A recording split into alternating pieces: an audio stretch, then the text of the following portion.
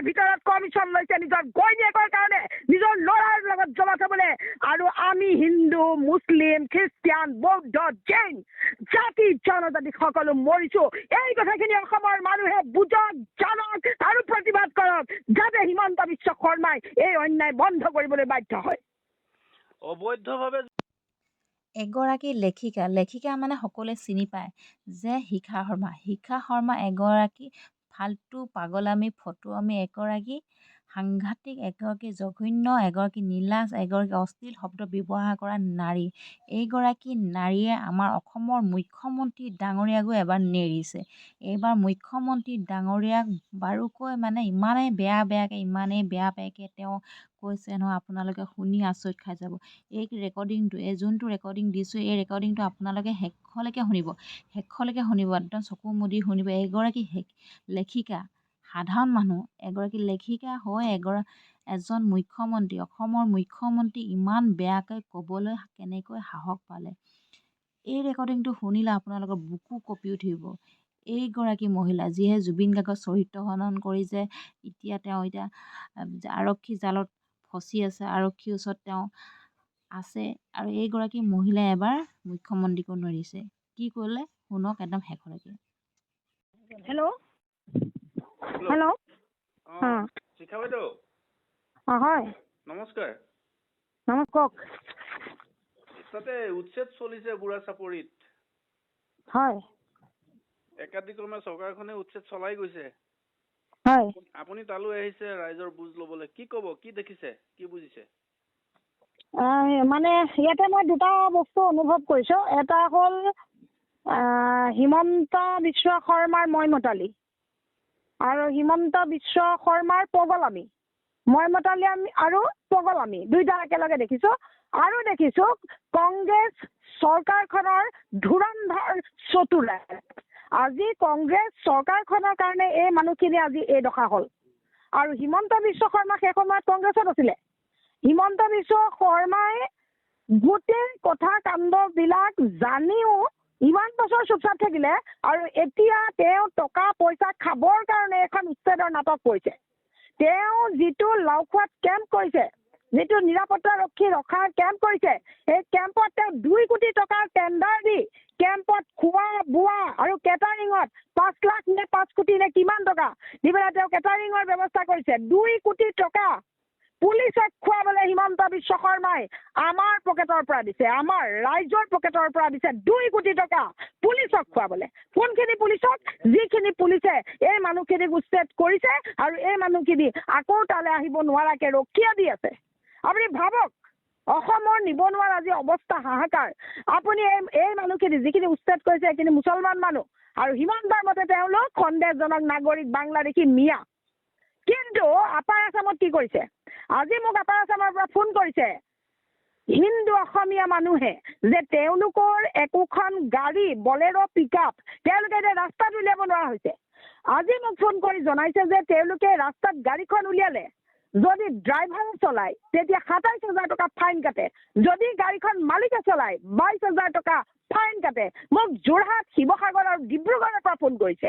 তাততো মিয়া নাই। মোক ফোন কৰা মানুহকেইজনতো মিয়া নহয়। তেওঁলোকে কৈছে বাইদেউ আমি বেংকৰ পৰা লোন লৈ গাড়ী কিনিছোঁ, গাড়ীখনত 13 কুইণ্টেল মাল যায়, কিন্তু মালিকে আমাক কয় যে 13 কুইণ্টেল নিলে তোমাৰ গাড়ীৰ ভাড়াত আমাক নোপোচায়, গতিকে অলপমান বেছি লৈ যোৱা। তেওঁলোকে মেক্সিমাম 20 কুইণ্টেল লৈ আনে আৰু তাক ৰাস্তাত পুলিচে ধৰে। এতিয়া যোৰহাট, ডিব্ৰুগড়, গোলাঘাট আদি জিলাত 7-8জন এনফৰ্চমেণ্ট অফিচাৰ ঘূৰি ফুৰে ডিষ্ট্ৰিক্টে।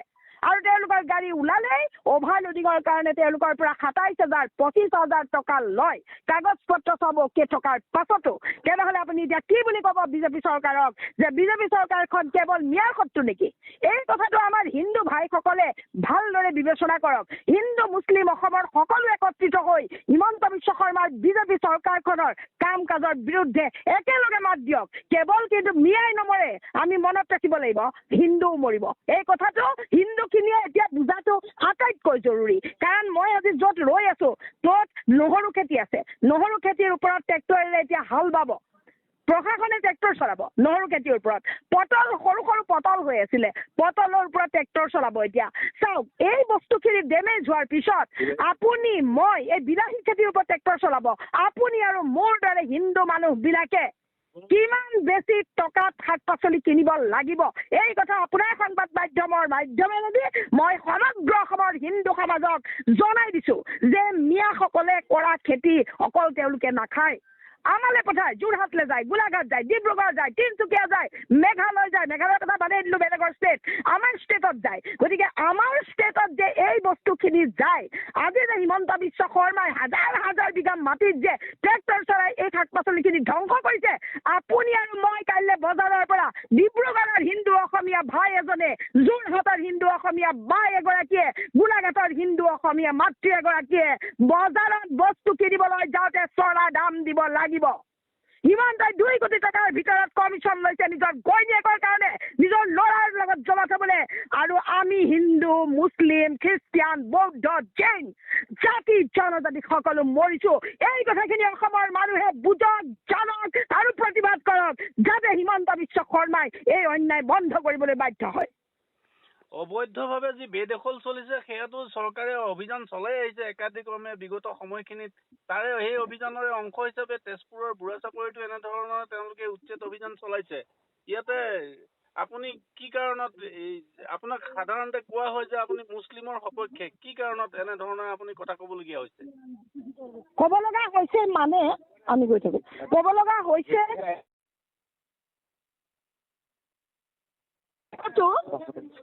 আপোনাৰ অন্যায় হৈছে। গতিকে অন্যায় যেতিয়া হৈছে তেতিয়াতো ক'ব লাগিবই অন্যায় হৈছে। এই অন্যায়ৰ প্ৰতিবাদ যদি আমি নকৰোঁ তেনেহ'লে কোনে কৰিব? কোনে কৰিব? অন্যায়ৰ প্ৰতিবাদ যদি আমি নকৰোঁ তেনেহ'লে কোনে কৰিব? গতিকে অন্যায়ৰ প্ৰতিবাদ কৰিবই লাগিব। সেইকাৰণে মই অন্যায় কৰি আছোঁ। কাৰণ এই মানুহখিনি কোন? এই মানুহখিনি হৈছে নদীয়ে খেদা মানুহ, বনাই খহনীয়াই খেদা মানুহ। এই মানুহখিনিৰ লাখ লাখ বিঘা মাটি, ম্যাদী মাটি নদীৰ বুকত জাহ গ'ল। লাখ লাখ বিঘা ম্যাদী মাটি নদীৰ বুকত জাহ গ'ল। যাৰ কাৰণে তেওঁলোকে থাকিবলৈ ঠাই নাপায়, য'তে ত'তে থাকিব লগা হৈছে। এই মানুহখিনি ভাৰতীয় নাগৰিক, ভাৰতৰ মাটিত নাথাকিলে এওঁলোক ক'লৈ যাব? এওঁলোক অসমৰ ভোটাৰ। আজি ইমান বছৰে এওঁলোকে কংগ্ৰেছক ভোট দি আহিছে। গতিকে এই মানুহখিনি অসমত নাথাকে ক'লৈ যাব? এই মানুহ কিন্তু দিল্লীত গৈ থাকিবগে নোৱাৰে।